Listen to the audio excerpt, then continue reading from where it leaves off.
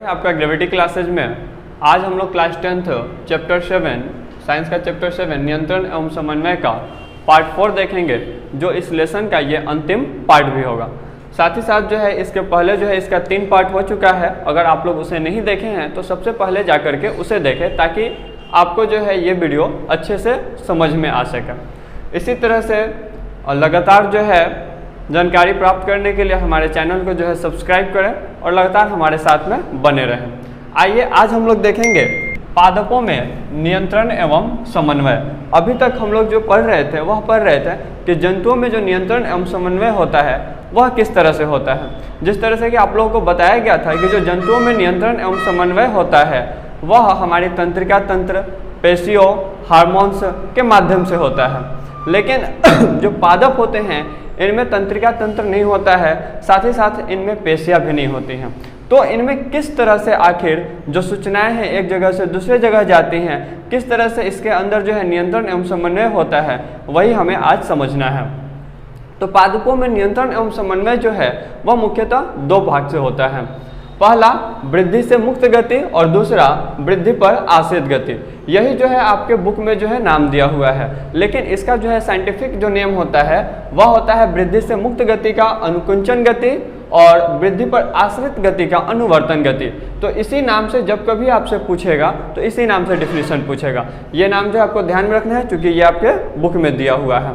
तो अब देखिए यहाँ से सीधे सीधे आ रहा होगा समझ में, अगर अनुकुंचन गति से नहीं आ रहा समझ में तो वृद्धि से मुक्त गति, मतलब ये जो अगर ये एक ऐसी गति है जो वृद्धि से क्या है, मुक्त है, इसका जो है वृद्धि से कोई लेना देना नहीं है। दूसरा जो है वृद्धि पर आश्रित गति, यह एक ऐसा गति है जो वृद्धि पे आश्रित है। आइए अब हम लोग जो है दोनों को अच्छे से देखते हैं। वृद्धि से मुक्त गति, तो वैसी गति जो उद्दीपन के कारण तत्काल अनुक्रिया करते हैं। तत्काल अनुक्रिया करते हैं, इसका अर्थ क्या हुआ, मतलब उद्दीपन जैसे ही होगा उसी के साथ में जो है उसका लगेगा प्रभाव आपको दिखने, तो उसे हम लोग कहेंगे वृद्धि से मुक्त गति या अनुकुंचन गति। जैसे जो छुई मुई का जो पौधा होता है आप लोग देखे होंगे, और साथ ही साथ जब आप लोग छोटे होंगे तो उसके साथ में हम लोग खेलते भी थे, जाकर के उसे छूने पे क्या होता था, वह मुरझा करके उसके सारे के सारे पत्ते क्या होते थे, नीचे हो जाते थे और मतलब पत्ते मुरझा जाते थे। इसीलिए उसे क्या कहते थे हम लोग, ये छुई मुई का पौधा है, शर्मा जा रहा है। तो वो जो गति होता था उसी गति को हम लोग जो है वृद्धि से मुक्त गति कहते हैं, कि जब कभी हम लोग छुई मुई के पौधे के पत्ते को हम लोग टच करते हैं तो वह क्या होता है, उसके जो पत्ते हैं वो मुरझा जाते हैं। जैसे यहाँ पर देखिए एग्जाम्पल के माध्यम से आपको दिखाया गया है कि स्पर्श करने के पहले जो छुई मुई का पौधा है ये आपको दिख रहा है कि ऊपर की तरफ में है, लेकिन स्पर्श करने के बाद में क्या हो गया, स्पर्श करने के बाद में मुरझाकर नीचे की तरफ में आ गया। अब इनमें ये स्थिति क्यों होता है, तो अब इनके अंदर तो तंत्रिका तंत्र होता नहीं है, पेशियां होती नहीं है, अभी भी बताया जा चुका। तो इनके अंदर जो जल होता है, तो जल की स्थिति में परिवर्तन के कारण ये जो है क्रियाएं होती हैं। इसे जो है और हम लोग अच्छे से समझेंगे। आइए हम लोग देखते हैं वृद्धि पर आश्रित गति। यहाँ से जो है सारा चीज जो है क्लियर हो जाएगा।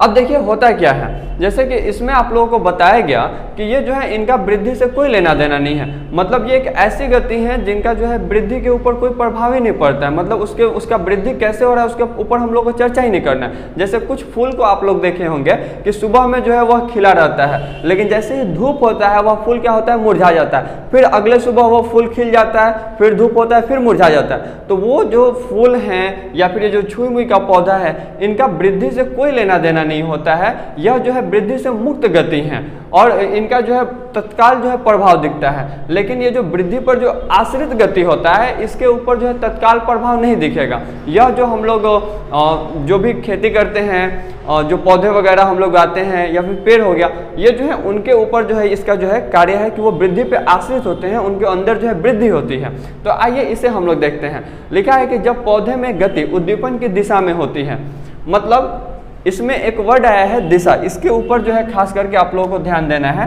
कि जब कभी भी पौधे में जो गति होगा वह उद्दीपन की दिशा में होगा। उद्दीपन कहने का अर्थ क्या हुआ, उद्दीपन जैसे कि उद्दीपन के रूप में अगर प्रकाश को ले लिया जाए, सूर्य को ले लिया जाए, अगर उस दिशा में गति हो रहा है तो उसे हम लोग उद्दीपन बोलेंगे कि प्रकाश की तरफ में जो है गति हो रहा है।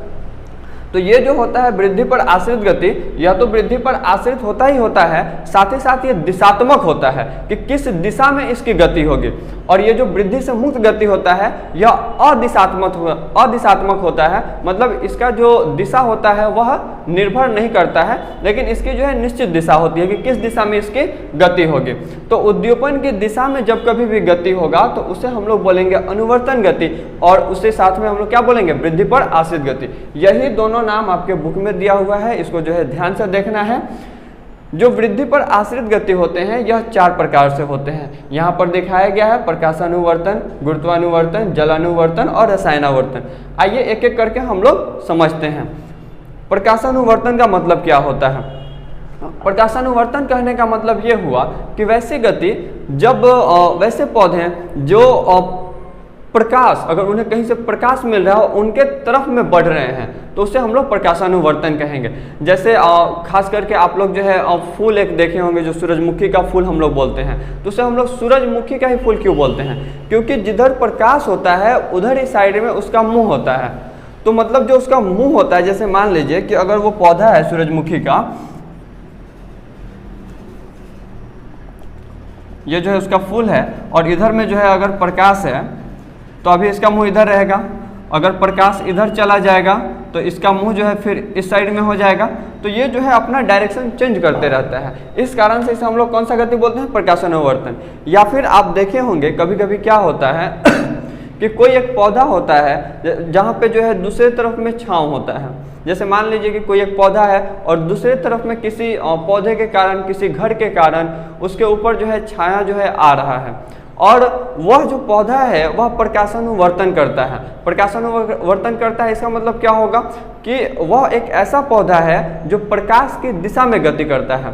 तो अब सूर्य की जो प्रकाश होगी जिस दिशा से आएगी, जैसे मान लीजिए कि यहाँ पर कोई एक पौधा है, यह एक पौधा है और सूर्य की प्रकाश जो है इधर से आ रहा है, यहाँ से जो है सूर्य का प्रकाश आ रहा है, तो ये क्या होगा कि ये पौधा इधर मुड़ जाएगा और इधर मुड़ के बढ़ना जो है चालू कर देगा।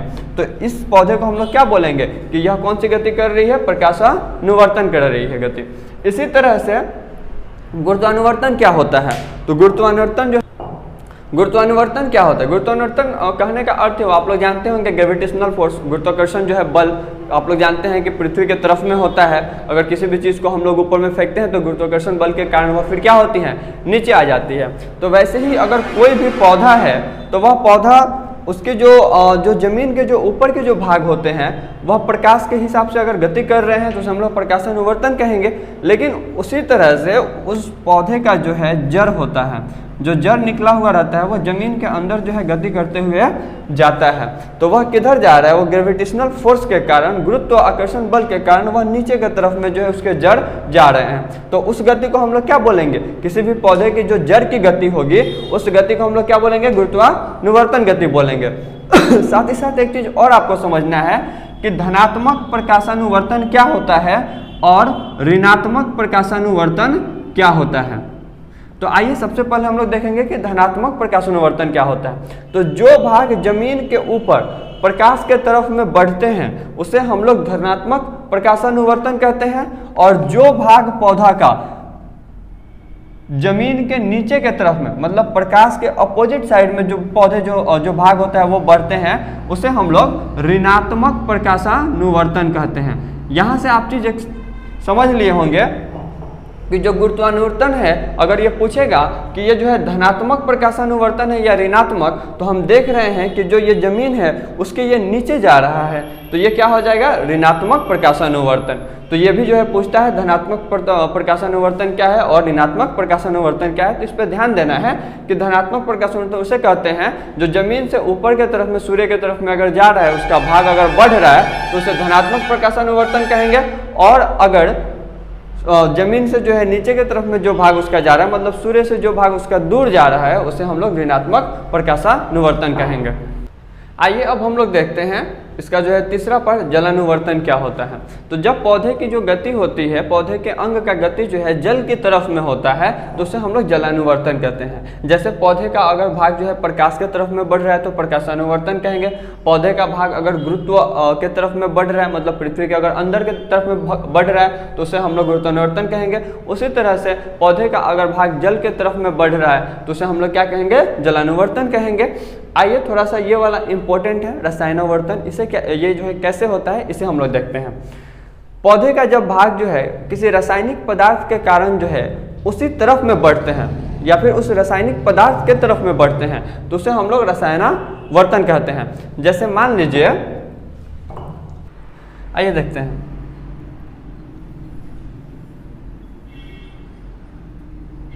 अब देखिए, जैसे मान लीजिए कि ये कोई जो बीजांड है, यहाँ पर जो है कोई एक रासायनिक पदार्थ है। अब जो है क्या होता है कि इस पराग नलिका के माध्यम से इस तरफ में जो गति होती है इस रासायनिक पदार्थ के पास में, इसी गति को हम लोग कहते हैं रसायनावर्तन। मतलब ये जो है बीजांड है, बीजांड के अंदर कहने का अर्थ ये है कि इसके ऊपर से जो है ये जो पराग नलिका है इसके माध्यम से गति हो रही है, इसका जो है कोई भाग आ रहा है। जैसे अगर मान लीजिए कोई पुष्प है तो इसके अंदर जो क्रियाएं हो रही हैं और वो क्रिया होते हुए जो है यहाँ पर जो रासायनिक पदार्थ है वह एक निश्चित गति की तरफ, ऐसा तो नहीं कि इधर से होते हुए जा रहा है, नहीं जा रहा है, मतलब इस पराग नलिका के तरफ से ही आ रहा है और आकर के इस रासायनिक पदार्थ के पास में आ रहा है और ये एक निश्चित गति है कि इधर एक रासायनिक पदार्थ की तरफ में आएगा, तो इसे हम लोग रसायनावर्तन कहेंगे। इसके बारे में अत्यधिक जो है हम लोग इसके अगले जो लेसन है उसमें पढ़ेंगे, जहाँ पर जीवों में जनन है। तो वहाँ पे जब हम लोग देखेंगे कि पादप में जनन कैसे होता है तो वहाँ पर इस चीज़ को और अच्छे से बताया जाएगा। फिलहाल आपको ये समझना है कि अगर किसी रासायनिक पदार्थ के तरफ में अगर एक निश्चित गति होते हुए वहाँ तक आ रहा है तो उसे हम लोग रसायनावर्तन कहेंगे। आइए अब हम लोग इसे जो है इसका जो है डिफिनीशंस देखते हैं। आइए देखते हैं। अभी हम लोगों ने देखा, सबका जो है मीनिंग हम लोग समझ चुके हैं। एक बार जो है हम लोग इसे रिकॉल कर लेते हैं। प्रकाशानुवर्तन, पौधे का प्रकाश की ओर बढ़ना प्रकाशानुवर्तन कहलाता है। अभी आप लोगों को बतला दिया गया, अगर कहीं से प्रकाश आ रहा है, जैसे कि सूर्य के प्रकाश जिस दिशा से वहाँ पे पहुँच रही है, चाहे वो पौधा कहीं भी हो, और प्रकाश के कारण उसकी जो वृद्धि है वो प्रकाश के तरफ में अगर मुड़ जाती है तो उसे हम लोग प्रकाशानुवर्तन कहेंगे। गुरुत्वानुवर्तन के बारे में बताया गया कि पृथ्वी के गुरुत्व के कारण जो है अगर पौधे का भाग जो है पृथ्वी के अंदर जा रहा है तो उसे हम लोग गुरुत्वानुवर्तन कहते हैं। उसी तरह से जलानुवर्तन, पौधे के अंग का जो है जल के तरफ में बढ़ना जलानुवर्तन कहलाता है।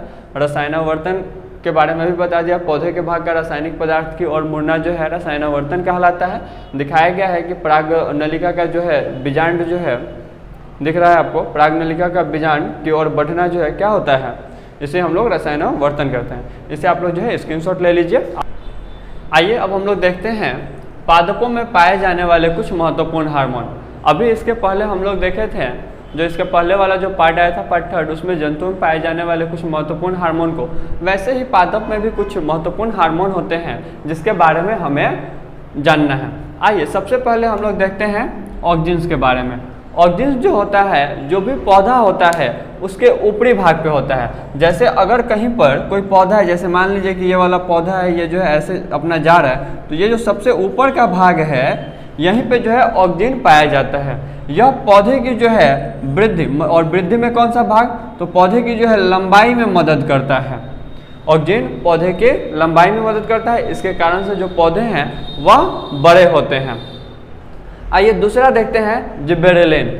जिब्बेरेलिन जो होता है वह पौधे के तने में पाया जाता है। जैसे ये पौधा है, पौधा का ये सब अगर जो भी तना निकला रहता है सब, उन तनों में जो है जिब्बेरेलिन पाया जाता है, और जो तने की जो वृद्धि होती है वही इस जिब्बेरेलिन हार्मोन के कारण होता है। इसी तरह से जो तीसरा है साइटोकाइनिन।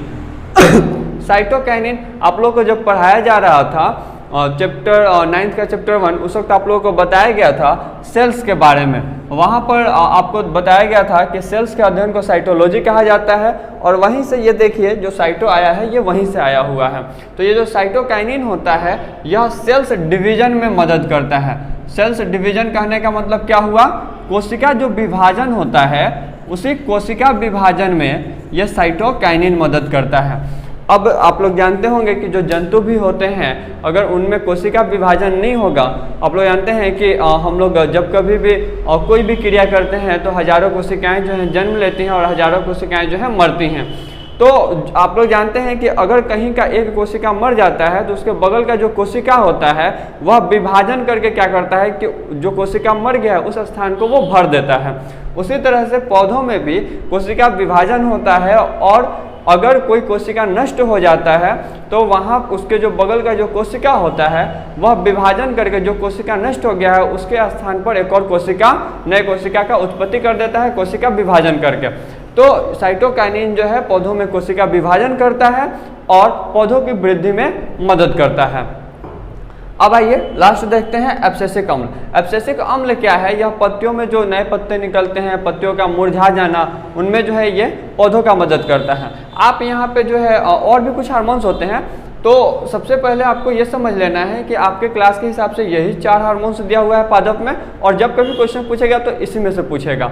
यहाँ पर एक चीज़ अगर आप नोट किए होंगे तो देखे होंगे कि जब ये ऑक्सिन, जिबरेलिन और साइटोकाइनिन इन तीनों हार्मोन के बारे में बताया जा रहा है तो यहाँ पे आपको दिख रहा होगा कि वृद्धि ये भी करता है, वृद्धि ये भी करता है, और ये भी जो है लंबाई की जो है वृद्धि में मदद करता है। मतलब ये भी वृद्धि हार्मोन है, ये भी वृद्धि हार्मोन है और ये भी वृद्धि हार्मोन है। मतलब ये तीनों जो है ये कौन से हार्मोन हैं? यह एक जो है वृद्धि हार्मोन है। तो ये चीज़ जो है ऑक्सिन, जिबरेलिन और साइटोकाइनिन में जो है कॉमन है कि ये तीनों वृद्धि हार्मोन है और तीनों जो है अलग अलग जगहों पे वृद्धि करते हैं। ऑक्सिन जो है लंबाई में वृद्धि करता है, जिबरेलिन जो है तना में वृद्धि करता है, साइटोकाइनिन जो है कोशिका विभाजन करके पौधे की जो है वृद्धि में मदद करता है, और एब्सेसिक अम्ल जो है पत्तियों का मुरझाना या फिर पत्तियों में जो है पौधों में जो है पत्तियों का निकलना, नए पत्तियों का निकलना, वो सारा काम जो है किसका है? एब्सेसिक अम्ल का है। इसी के साथ में जो है ये चैप्टर जो है आपका अब समाप्त हो गया। इस चैप्टर के जो भी क्वेश्चन आंसर्स हैं उसे हम लोग जो है ग्रुप के माध्यम से आपको नोट्स दे दिया जाएगा, वहाँ से आप जो है उसे कंप्लीट कर लेंगे।